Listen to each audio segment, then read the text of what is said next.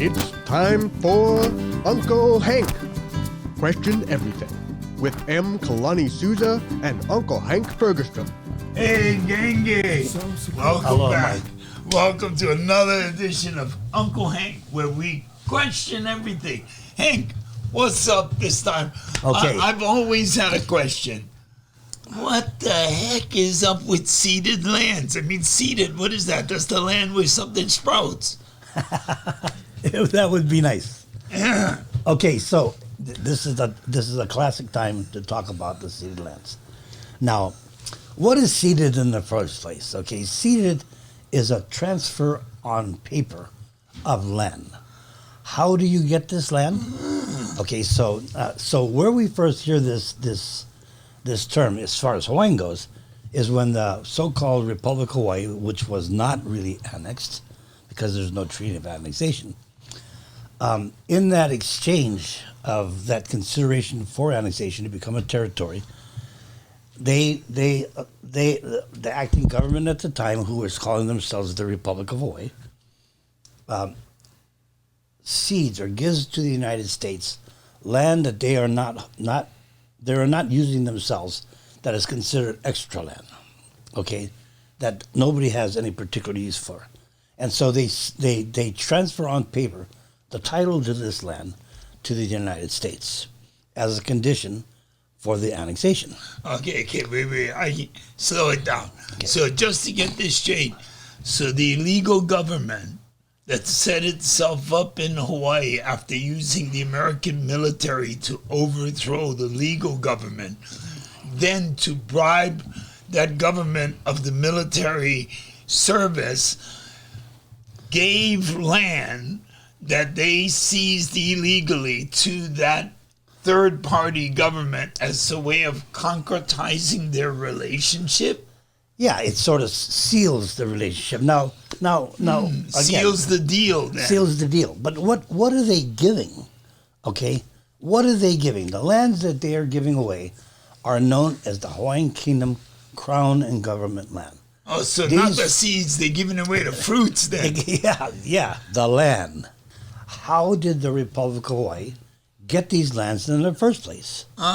This is very important because... And by the Republic, you mean the government that took over with the help of the Americans that morning from Queen Liliuokalani. Yes. Now we this is going to take a little history lesson because it didn't start off as the Republic of Hawaii.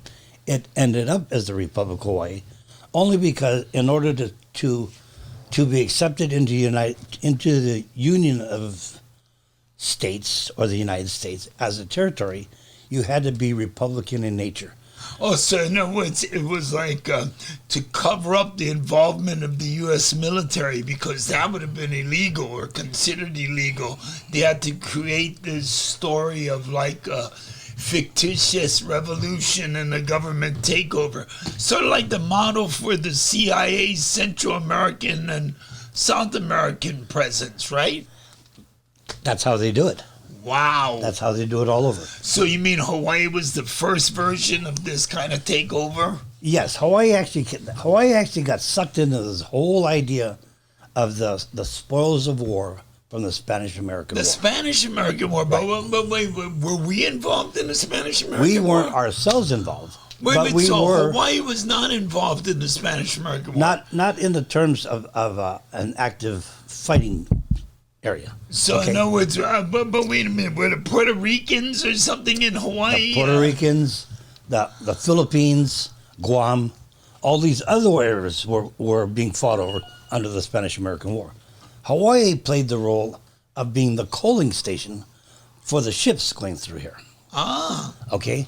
And so by coaling station, you mean that's where they took on coal so that the ships could operate? Continue to operate, right. So how'd they get the coal out here? They sailed it out here with vessels? They sailed it out here with vessels, stored it over here, and then replenished the ships as needed. The military ships? Yes. So what they really needed was the base. The base. The central command base. Yes, which is what Pearl Harbor was. Pearl Harbor was the central coaling station. So my understanding is long time ago, Pu'uloa, or Pearl Harbor, was like the biggest fish pond in all the islands, in all the archipelago. A huge, giant fish pond. Yes.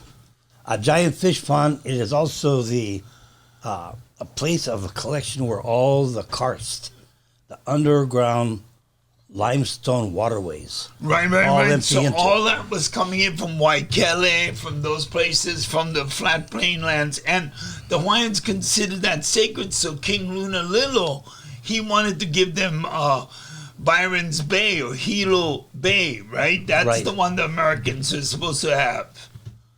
Yes, yes.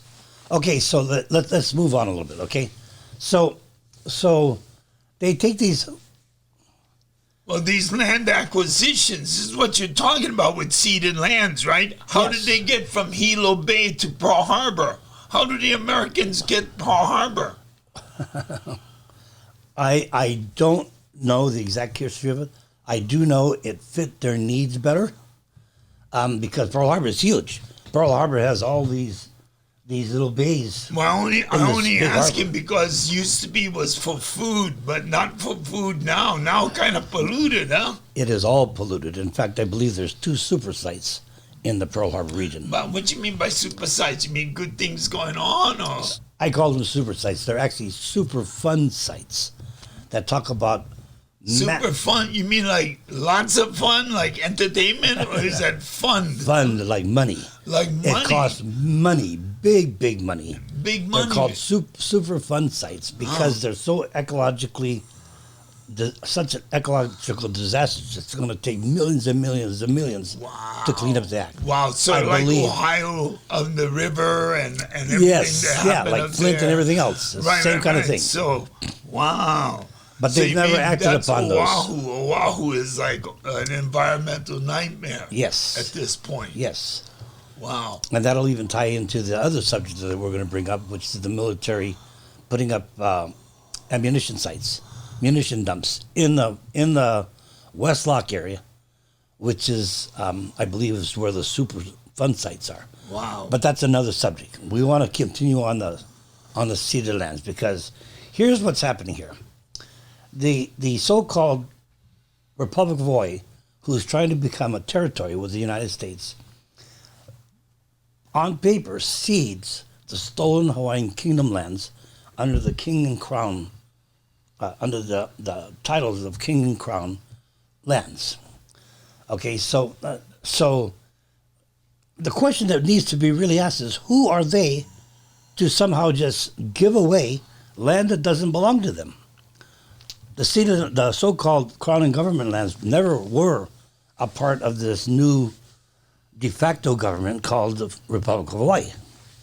Okay, so they had, from one perspective, no authority to give lands to anyone. whatsoever. And from a second authority, in keeping with U.S. law and what is agreed upon land law from most courts, including the Admiralty, no one has the right to seize private property and give it away. Yes, No government certainly have the right to march in and sort of ad hocly seize someone's private property. Is that yes, correct? that is absolutely correct. Well- Actually, that's under the laws of war.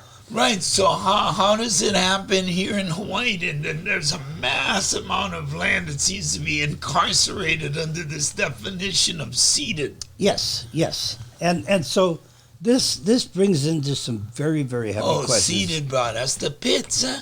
Well, it's the pits because that's all your watershed areas, that's your harbors, that's your airports, that's all your most common areas.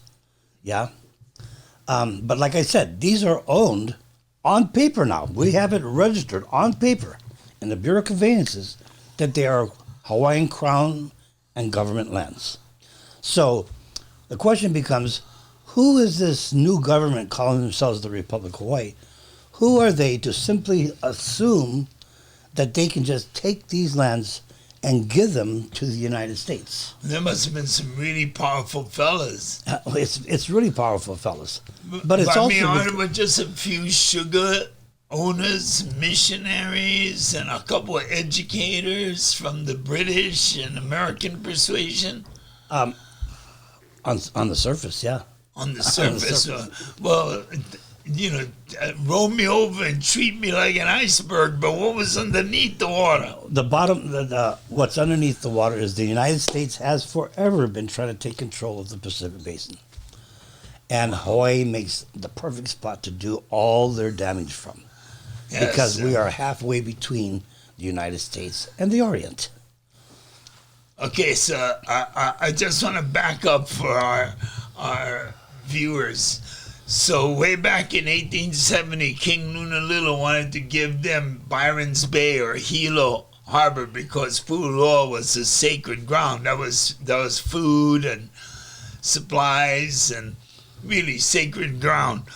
And then he dies mysteriously, right? And then the next guy, Kalakaua, comes along and has to give these guys Pu'uloa, which becomes Pearl Harbor that we know of today, which is an environmental nightmare and some giant ecological disaster, a Superfund site for the United States, right? And now the U.S. is trying to control even more of these lands that are defined as ceded lands that came up through the counties and the territory was given it by some government coup that took over with the help of the United States way back in 1893. So they transfer you on paper, but it doesn't transfer any title whatsoever. Does it transfer responsibility? Well, what they did is they gave it to the United States. Because the United States was the main backing power of the illegal overthrow, which is cited in Public Law 103-150. They give it to the United States. The United States is sitting here with all this stolen land, knowing that it's stolen.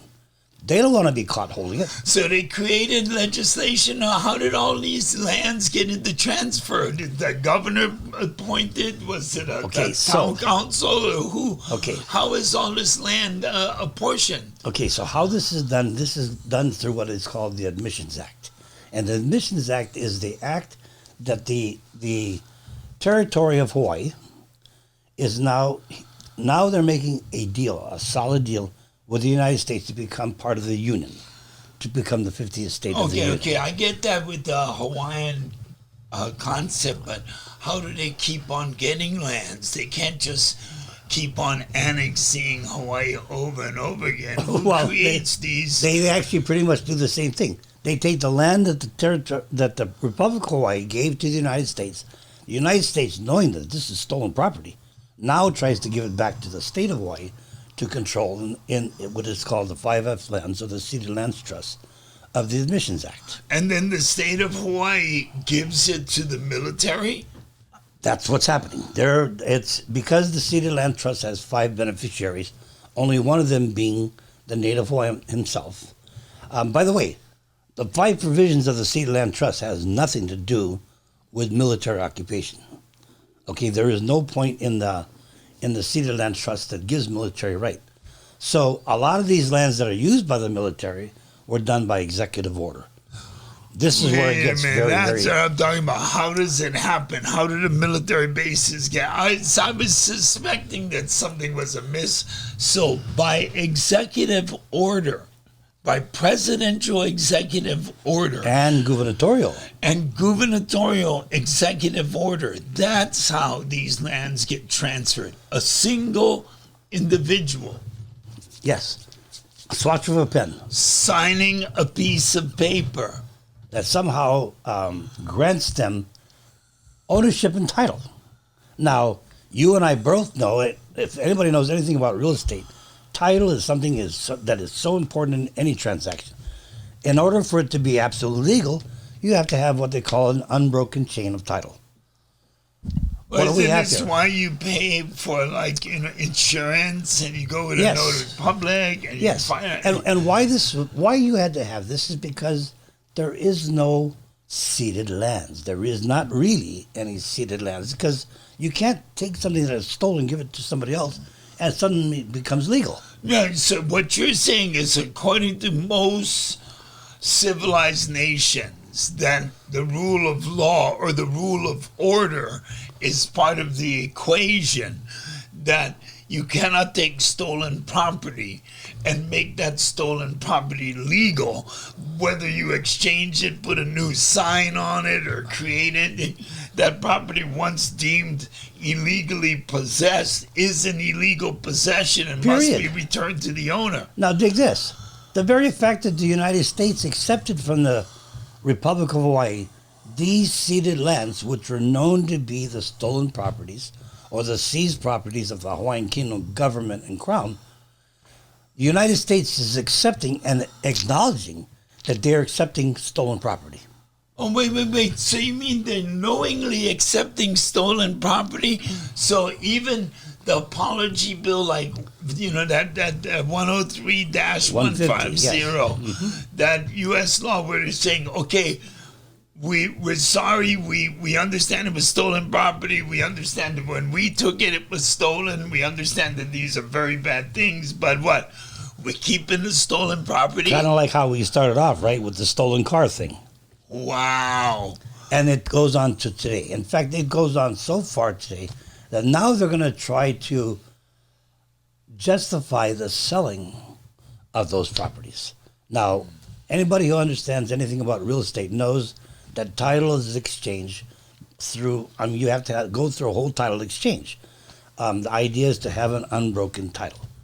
The reason why there is no real clear title in Hawaii, according to Hawaii's own Supreme Court, is because the Hawaiians have a claim to it. Wow. Because even if the government and the crown were somehow or another legally stolen, it does not divorce the tenant. Landlord-tenant rights or tenant rights are cemented into the Ceded Lands Trust. Wow. That means all the Hawaiians have an interest in the land. Well, there you go, Gangi. You better learn to question this whole ceded definition. You know what I mean? Ceded lands, what does that mean? Thanks, Uncle Hank. Want to remind you guys, question everything. Question everything. Come be a part of a minority view. Ao he pau ike, I ka halau ho o kahi.